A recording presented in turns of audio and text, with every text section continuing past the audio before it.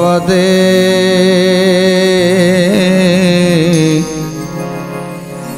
वासुदेवाय।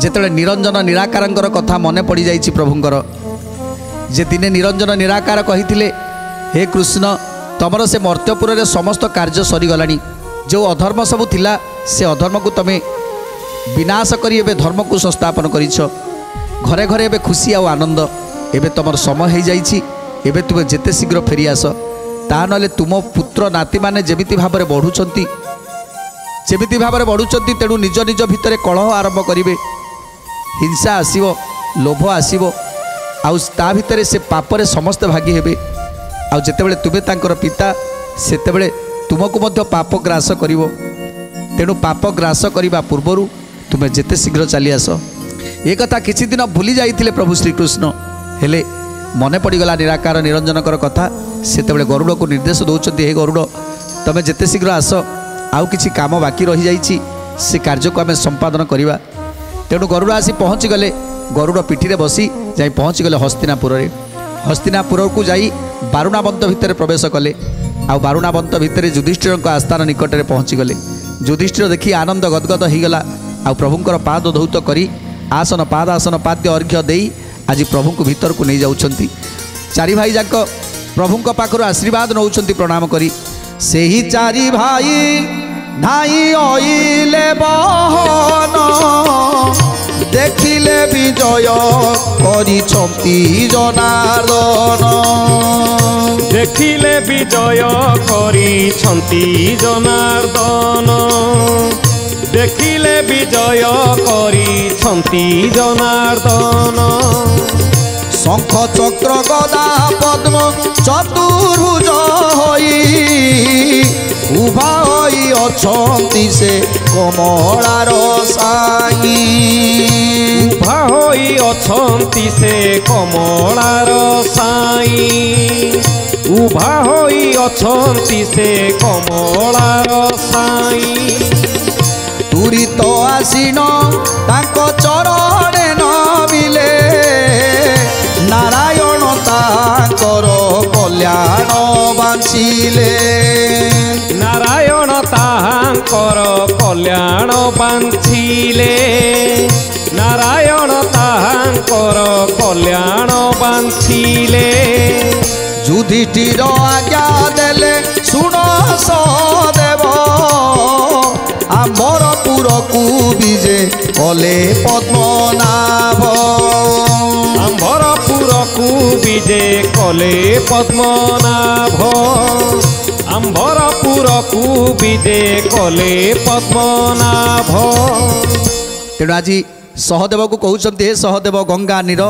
आण प्रभुंकर पाद धौत कर तेणु गंगा नीर आनी प्रभुंकर पाद धौत करुछंती आउ समस्ते बसी प्रार्थना करुछंती यही समय युधिष्ठिर कहते हे नकुल तमें जाओ माँ को जन दियो माँ कोईता को जन दियो प्रभु आसीचंती आम गृह को तेणु नकुल मध्य जाउछंती एवं माता कुंती को पाखरे जनाउछंती माँ प्रभु आसीचंती माँ तेणु माँ कुंती से मध्य आसी पहुँची जाउछंती या शुणी नकुल शीघ्र चली गला भीतर पूरे माता को नमस्कार कला सिरे कर देन से बोलती वचन आम्भपुरे विजे कले देव जनार्दन आम्भपुरे विजे कले देव जनार्दन आम्भपुरे विजे कले देव जनार्दन मण हिसाब विमान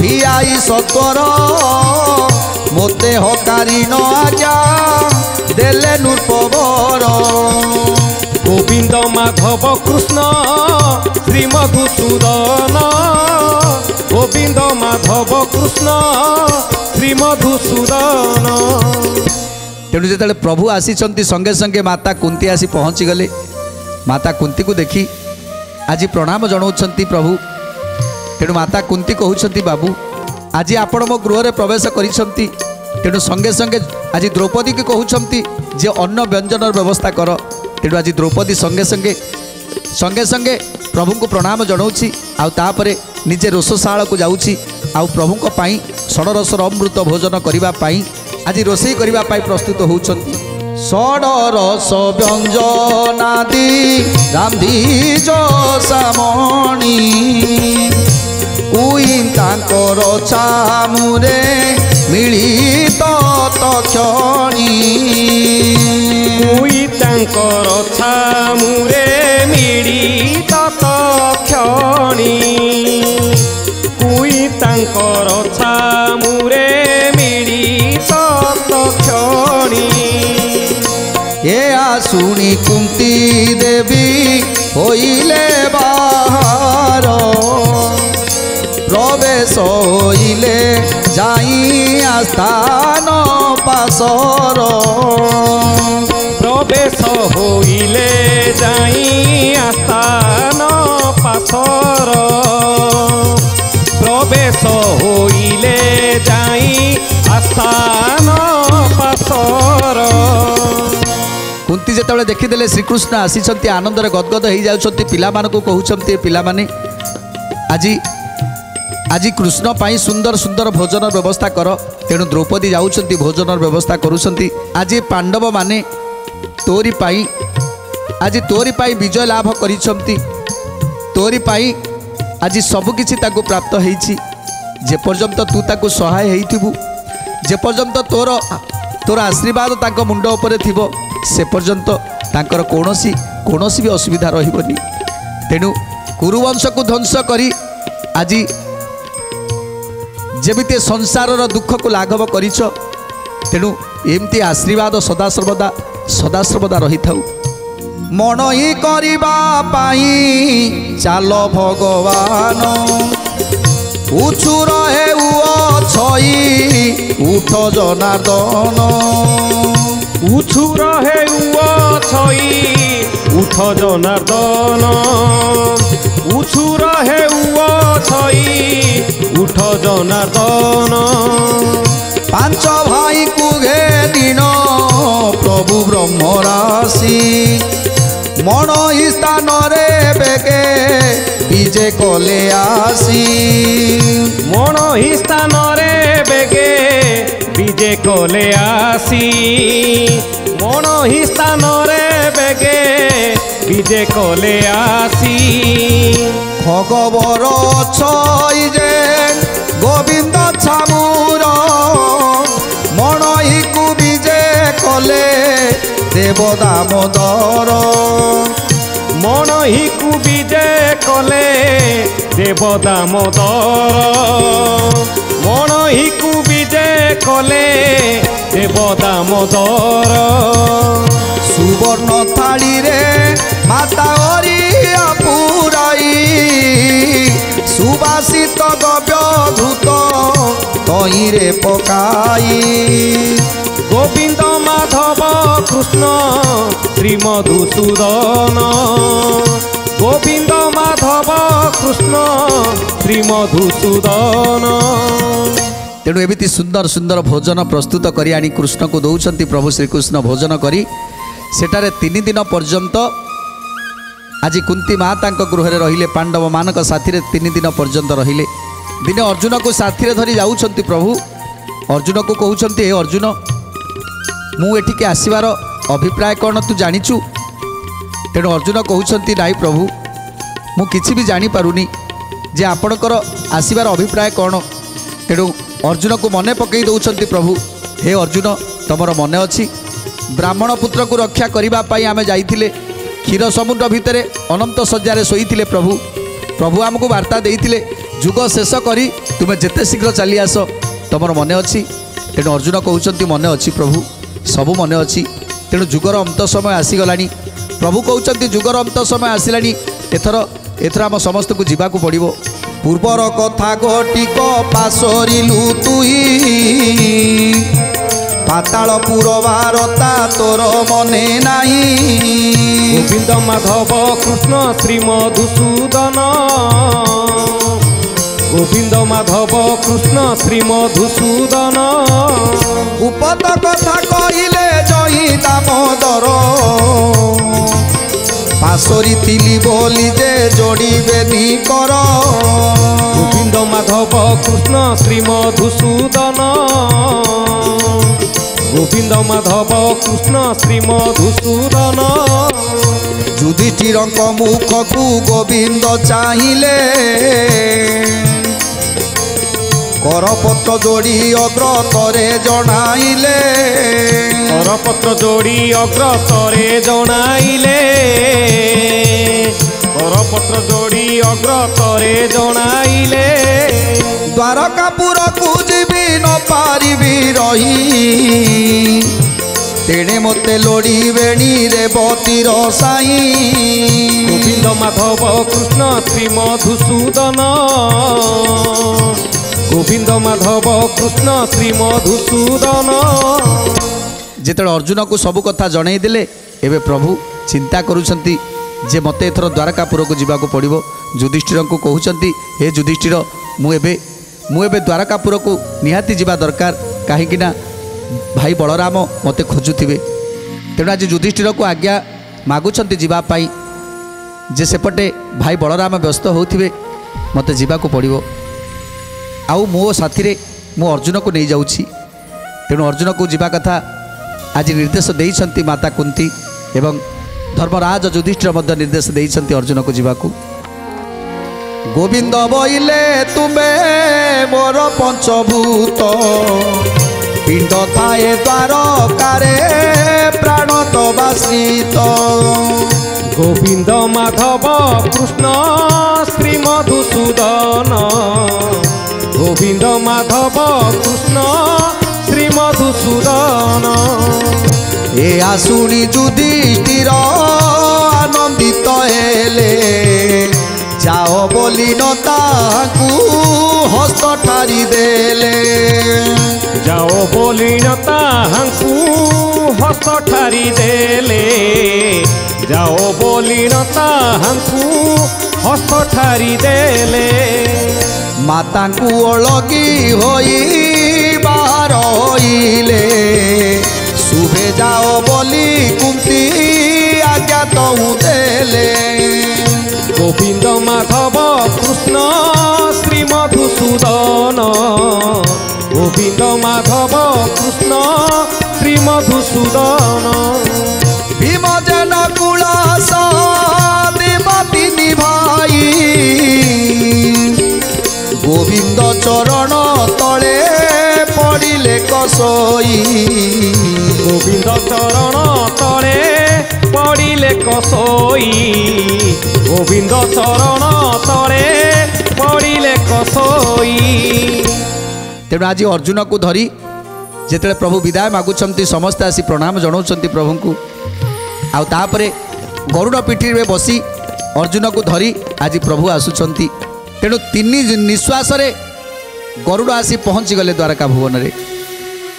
ଆଜି ଗରୁଡ଼ ପିଠିରୁ ଓହ୍ଲେଇଲେ ପ୍ରଭୁ, ଅର୍ଜୁନ ମଧ୍ୟ ଓହ୍ଲେଇଲେ। ଅର୍ଜୁନକୁ ଦେଖି ଆଜି ଖୁସି ହେଇଯାଇଛନ୍ତି ସମସ୍ତେ। ରୁକ୍ମିଣୀ ସତ୍ୟଭାମା ଏ ଅଷ୍ଟପାଟ ବଂଶୀଗଣ ସମସ୍ତେ ଆଜି ଖୁସି ହେଇଛନ୍ତି। ତେଣୁ ଅର୍ଜୁନକୁ ଘର ଭିତରକୁ ନେଇ ଯାଉଛନ୍ତି ପାଛୋଟିକି। ସତ୍ୟଭାମା ରୁକ୍ମିଣୀକୁ ଦେଖିନ ଅର୍ଜୁନ ତୁରିତେ ଯାଇ ତାଙ୍କର ବନ୍ଦିଲେ ଚରଣ। ତୁରିତ ଯାଇ ତାଙ୍କର ବନ୍ଦିଲେ ଚରଣ ତୁରିତ ଯାଇ ତାଙ୍କର ବନ୍ଦିଲେ ଚରଣ। ଆଶୀର୍ବାଦ କଲେ ସକ୍ରା ଜିତରତନଇ ଅର୍ଜୁନକୁ ଦେଖିବା ମା ଉଷତ ହୁଅଇ। ଗୋବିନ୍ଦ ମାଧବ କୃଷ୍ଣ ଶ୍ରୀ ମଧୁସୂଦନ ଗୋବିନ୍ଦ ମାଧବ କୃଷ୍ଣ ଶ୍ରୀ ମଧୁସୂଦନ। ତେଣୁ ଆଜି ଅର୍ଜୁନକୁ ଦେଖି ସମସ୍ତେ ଆନନ୍ଦ ହେଉଛନ୍ତି। ତେଣୁ ସୁସ୍ୱାଦୁ ଦ୍ରବ୍ୟ ଆଣି ଭୋଜନ କରିବା ପାଇଁ ଦେଉଛନ୍ତି ସମସ୍ତେ। ତେଣୁ ଆଜି ଦ୍ୱାରକାପୁରରେ ଅର୍ଜୁନ ନିଶ୍ଚିନ୍ତ ଭାବରେ ରହିଛନ୍ତି। ତେଣୁ ଅନେକ ଦିନ ପର୍ଯ୍ୟନ୍ତ ଆଜି ଅର୍ଜୁନ ସେଠାରେ ରହିଲେ। ଏବେ ଶୁକମୁନି ପରୀକ୍ଷିତକୁ କହୁଛନ୍ତି, ହେ ପରୀକ୍ଷିତ, ଯେତେବେଳେ ଶେଷ ସମୟ ଆସିଗଲା, ଯୁଗର ଶେଷ ସମୟ ଆସିଲା, ଦ୍ୱାପର ଯୁଗର ଶେଷ ସମୟ ଆସିଗଲା, ସେତେବେଳେ ଅନେକ ପ୍ରକାରର ବିଭ୍ରାନ୍ତକର ଘଟଣା ସବୁ ଘଟିଲା ସେ ଦ୍ୱାରକାପୁରରେ। ଯେମିତିକି ଆଜି ସମସ୍ତଙ୍କ ଭିତରେ ଭାଇ ଭାଇ ଭିତରେ ଯେମିତି ଟିକେ ଟିକେ କଳହ ଲାଗିବାକୁ ଆରମ୍ଭ କଲା। ଆଉ ଧୀରେ ଧୀରେ ଯେମିତି ପାପଟା ଗ୍ରାସ କରି କରି ଆସୁଛି। କାହିଁକିନା ଦ୍ୱାପର ପରେ କଳିର ଆଗମନ ହେବ। ତେଣୁ କଳିର ଆଗମନ ପୂର୍ବରୁ ସେ ସଂକେତ ସବୁ ଦେଖାଯାଏ। ଯେମିତି କଳିରେ ପାପ ଅତ୍ୟଧିକ ହୁଏ, ସେମିତି ଧୀରେ ଧୀରେ ଦ୍ୱାପର ଯୁଗ ସରିବା ପୂର୍ବରୁ ଏ ଧୀରେ ଧୀରେ ଯେମିତି ପାପଟା ମାଡ଼ି ମାଡ଼ି ଆସୁଛି। କାମ, କ୍ରୋଧ, ଲୋଭ, ମୋହ, ମଦ, ମାତ୍ସର୍ଯ୍ୟ ଏସବୁ ଯେମିତି ଧୀରେ ଧୀରେ ପ୍ରବେଶ କରୁଛନ୍ତି ଏ ମର୍ତ୍ତ୍ୟରେ, ଯେମିତି କଳି ପ୍ରବେଶ କରିବାକୁ ଯାଉଛନ୍ତି। ତେଣୁ ଧୀରେ ଧୀରେ ସମସ୍ତଙ୍କର ମନ ପରିବର୍ତ୍ତନ ହେବାକୁ ଯାଉଛି। ଯେତେବେଳେ ଶୁକମୁନି ପରୀକ୍ଷିତକୁ କହୁଛନ୍ତି, ପରୀକ୍ଷିତ ସେତେବେଳେ ପଚାରୁଛନ୍ତି, ହେ ଶୁକମୁନି, ଏବେ ତ ପ୍ରଳୟ ନିଶ୍ଚିତ ହେବ, କାହିଁକିନା ପ୍ରଭୁ ଏ ଯୁଗକୁ ସାରି ନିରାକାର ବ୍ରହ୍ମଙ୍କ ନିକଟକୁ ଚାଲିଯିବେ, ଆଉ ପ୍ରଭୁଙ୍କ ଦେହରେ ଲୀନ ହେବେ। ଆଉ ଗୋଟିଏ କଥା ସନ୍ଦେହ ରହିଗଲା ଯେ ନନ୍ଦରାଜାଙ୍କର ପୁତ୍ରୀ ସୁଭଦ୍ରା, ତାଙ୍କର ପରିଣୟ କଥା, ସେ କଥା ମୋର ବାକି ରହିଗଲା। ସୁଭଦ୍ରା କେତେବେଳେ ବିବାହ କଲେ ଅର୍ଜୁନକୁ, ସେ ବିଷୟରେ ମୋତେ ଟିକେ ଜଣାଇ ଦିଅନ୍ତୁ। ତେଣୁ ଏକଥା ଶୁଣି ଆଜି ଶୁକମୁନି କହୁଛନ୍ତି, ହେ ପରୀକ୍ଷିତ, ମୁଁ ନିଶ୍ଚିତ ଭାବରେ ତୁମକୁ ସୁଭଦ୍ରାଙ୍କର ପରିଣୟ ବିଷୟରେ କହିବି। ଯେତେବେଳେ ସେ ମହାଭାରତ ଯୁଦ୍ଧ ସମୟର କଥା, ସେହି ସମୟରେ କ'ଣ ହେଇଥିଲା ସୁନ୍ଦର କଥା ତୁମକୁ ବୁଝେଇଦେବି। ତେଣୁ ଶୁକମୁନି କହୁଛନ୍ତି, ହେ ପରୀକ୍ଷିତ, ଯେତେବେଳେ ମହାଭାରତ ଯୁଦ୍ଧ ଆରମ୍ଭ ହେବାକୁ ଯାଉଥିଲା, ସେତେବେଳେ କିଛି ଦିନ ପାଇଁ ଦ୍ୱାରକାପୁରରେ ଅର୍ଜୁନ ରହିଥିଲେ। ଏ ଦ୍ୱାରକାରେ ଅର୍ଜୁନ ରହିଥିଲେ। ଆଉ ସେ ବେଳର କଥା ମୁଁ ଯାହା କହୁଛି ମନ ଦେଇକି ଶୁଣ। ତେଣୁ ଆଜି ଶୁକମୁନି ପରୀକ୍ଷିତକୁ କ'ଣ କହୁଛନ୍ତି, ପରୀକ୍ଷିତ କ'ଣ ଶୁଣିବା ପାଇଁ ଚାହୁଁଛନ୍ତି? ସୁନ୍ଦର କଥା। ଏ ତୁ ଅନ୍ତରେ ପରୀକ୍ଷ ନାମେ ନୃପବର, ଶୁକମୁନି ଚରଣରେ ନମି ସତେବାର, କୃତ କୃତ ହୋଇ କରି ବୋଲେ ନୃପ ସାଇ, ଦୀପାବଳି ଘେନି ରାଜା ମୁନିକୁ ବନ୍ଦଇ। ଦୀପାବଳି ଘେନି ରାଜା ମୁନିକୁ ବନ୍ଦଇ, ଦୀପାବଳି ଘେନି ରାଜା ମୁନିକୁ ବନ୍ଦଇ। ରାଜାର ଭକତି ଭାବ ଦେଖି ମୁନିବର, ବୋଲନ୍ତି ଆବର କିସ ପୁଛ ନୃପବର, ମୁନିଙ୍କର ଦୟା ଭାବ ଦେଖିଲା କଜହୁ, କରପତ୍ର ଯୋଡ଼ି କରି ପୁଛେ ନୃପରାହୁ। ଗୋବିନ୍ଦ ମାଧବ କୃଷ୍ଣ ଶ୍ରୀ ମଧୁସୂଦନ, ଗୋବିନ୍ଦ ମାଧବ କୃଷ୍ଣ ଶ୍ରୀ ମଧୁସୂଦନ। ସାବଧାନ ଚିତ୍ତେ ମୋତେ କହିବା ଗୋସାଇ, ଅପୂର୍ବ କଥା ଗୋଟିଏ ପଚାରିବି ମୁଇଁ, ଗୋପନୀୟ ଭାବେ ରହିଲା ତ କଥା ମାନ, ନ ପଚାରିଲେ ନ ଯିବ ମୋ ସଂଶୟମାନ। ଗୋବିନ୍ଦ ମାଧବ କୃଷ୍ଣ ଶ୍ରୀ ମଧୁସୂଦନ, ଗୋବିନ୍ଦ ମାଧବ କୃଷ୍ଣ ଶ୍ରୀ ମଧୁସୂଦନ। ତେଣୁ ଆଜି ପରୀକ୍ଷିତ ପଚାରୁଛନ୍ତି, ହେ ଶୁକମୁନି, ଆପଣ ଆଉ ଗୋଟିଏ କଥା ଗୋପନ ଭାବରେ ରଖିଦେଲେ ଯେ ନନ୍ଦରାଜାଙ୍କର ପୁତ୍ରୀ ସୁଭଦ୍ରା, ତାଙ୍କର ବିବାହ କେମିତି ହେଲା, ସେ ବିବାହ ବିଷୟରେ ମୋତେ ଗୁପ୍ତ ଭାବରେ ରଖିଦେଲେ, କିଛି କହିଲେନି।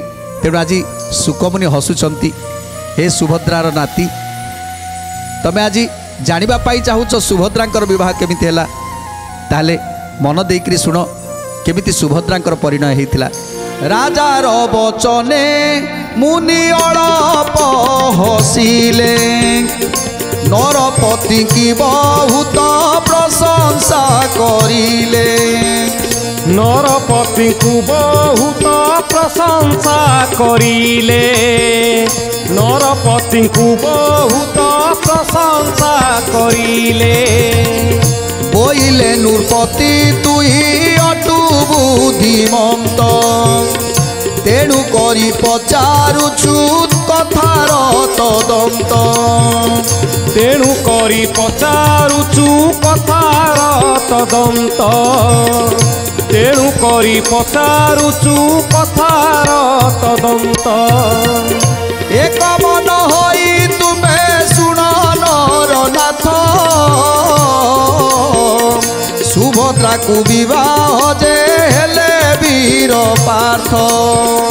ଗୋବିନ୍ଦ ମାଧବ କୃଷ୍ଣ ଶ୍ରୀ ମଧୁସୂଦନ, ଗୋବିନ୍ଦ ମାଧବ କୃଷ୍ଣ ଶ୍ରୀ ମଧୁସୂଦନ।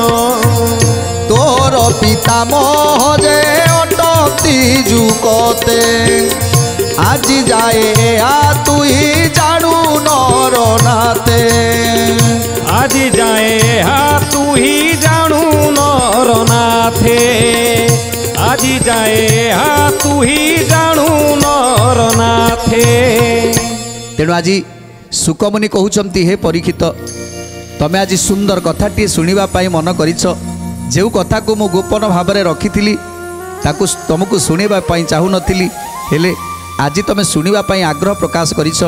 ତେଣୁ ସେଇଥିପାଇଁ ଆଜି ମୁଁ କହିବାକୁ ଯାଉଛି।